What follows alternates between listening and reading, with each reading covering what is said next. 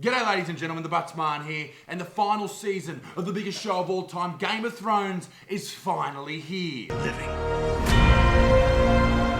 I intend to keep that promise.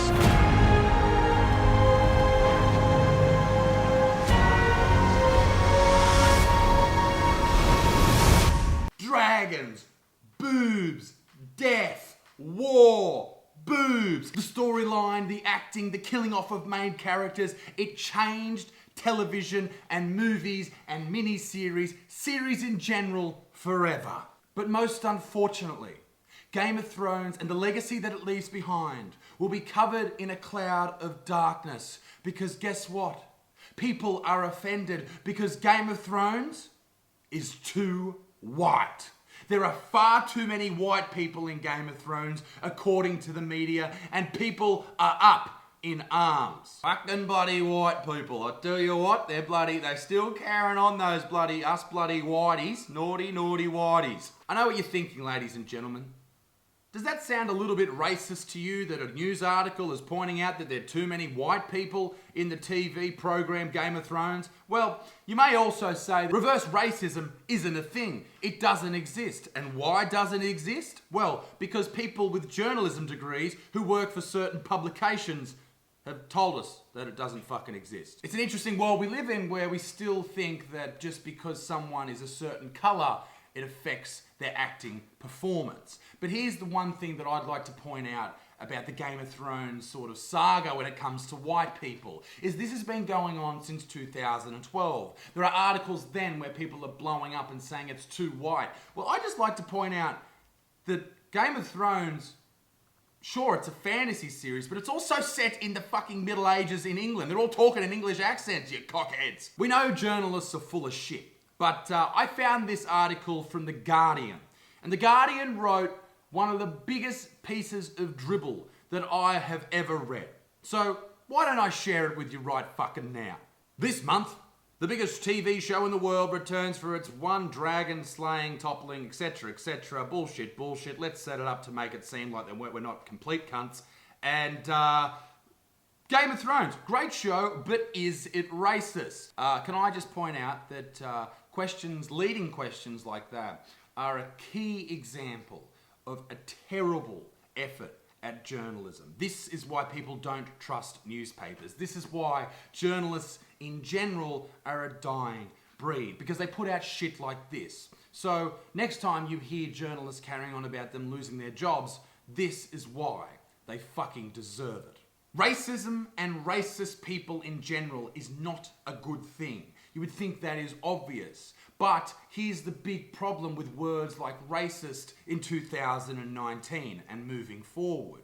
People use it so generally that it has fallen into the lexicon to the point where people throw it out like your mother's undies.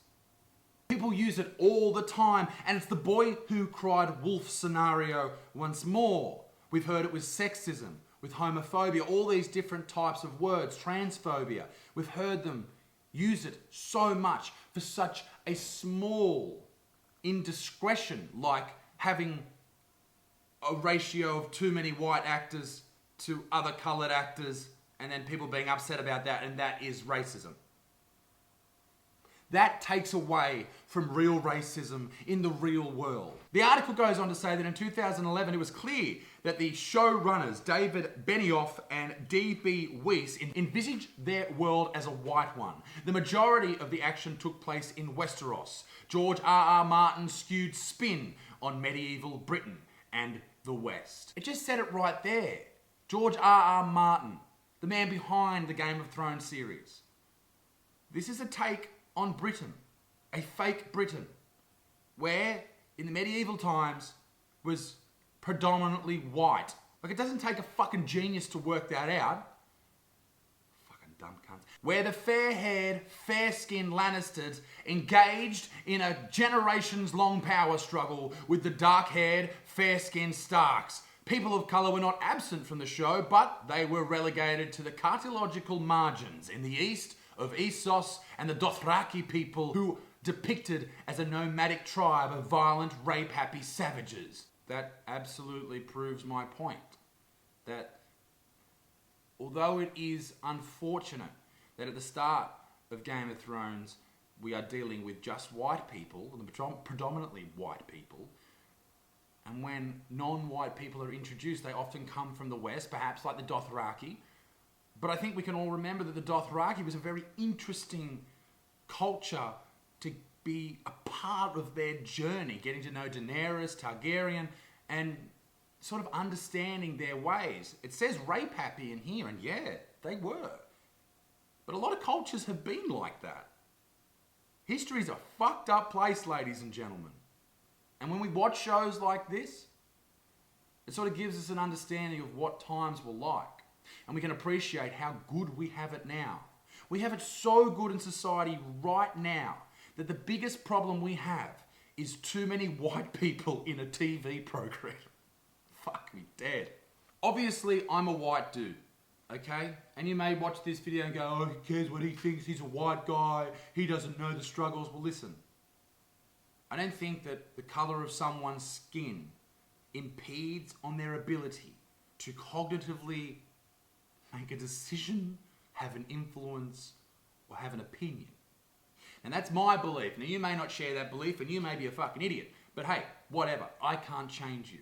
But the big thing here is, if I wasn't a white dude and I was watching this TV program, I would probably think a few things to myself. I'd go, okay, there's a lot of whiteys in this show, but it is in medieval Europe. They're all speaking in English accents. That makes a bit of sense, really. I'd then probably think to myself, who gives a flying fuck? It is a great show. And just because there's not a ratio of one man to every woman and one white person to every non-white person, and if there's 3 Asians in a scene and there has to be 3 Hispanic people in it, that ruins shit. That fucking ruins shit. Because people worry too much about quotas, and we know that quotas are not a good thing and they do not work. And then I'd probably even think to myself that in Game of Thrones, up until this point before the final season, over 150,000 people have died on screen. But also, in that same time period, over 90,000 children under the age of 5 years old in Yemen have died. Not from the war directly, but from starvation. They died because they had nothing to eat. And yet these fucking pieces of shit journalists are trying to find clickbait articles so you jump on their website and they make money from clicks from ads. This is why I don't like these people. Because they rely on outrage to pick up people's cash when they could be reporting on the real things that matter in the world. Instead, they're worrying about too many white people in a TV fucking show. Are you pricks serious? And then they have the balls to, at the end of this article, say, hey, we're trying to do this still. Can you give us $1 a month? Oh my God, we need your help. Fuck you, you virtual signaling scumbags. Fucking absolute cocksuckers. Anyway, enjoy Game of Thrones. Watch it. It doesn't matter how many people are black or white. Who gives a fuck? Watch the fucking show. For fuck's sake, who cares? It's the same with other movies like Queen. The main dude in Queen, the dude who played Freddie Mercury. People were blowing up because he wasn't gay. Who cares? He's an actor. They act. Ladies and gentlemen, this is my last video here in Melbourne, but I'll be back in my normal studio next week, and we'll have some better production value. And thank you very much for your support. I appreciate it. We sold out 14 of 15 shows here in Melbourne. Absolutely amazing. I can't believe it. And I love yous. And have a great week. And I'll see yous all very soon. Be a good motherfucker. Peace in the Middle East. Me dick stinks. Hashtag fucking yeah, nah, too easy. Bye.